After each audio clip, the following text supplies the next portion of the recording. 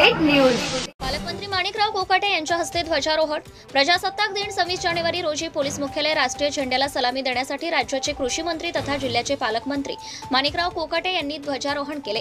यावेळी खासदार गोपाल पाडवी, माजी खासदार हिना गावित, माजी आमदार चंद्रकांत रघुवंशी, राष्ट्रवादी काँग्रेस जिल्हा अध्यक्ष डॉक्टर अभिजित मोरे, अल्पसंख्याक विकास मंडळचे संस्थापक अध्यक्ष शोएब खाटिक, नंदुरबार शिवसेना जिल्हा प्रमुख राम रघुवंशी, माजी नगरसेवक व अल्पसंख्याक विकास मंडळचे प्रदेश सहसंघटक हरुण हलवाई, महमूद सर सह प्रशासनाचे सर्व अधिकारी, सर्वपक्षीय पदाधिकारी, कार्यकर्ते, अनेक संस्थांचे पदाधिकारी उपस्थित होते।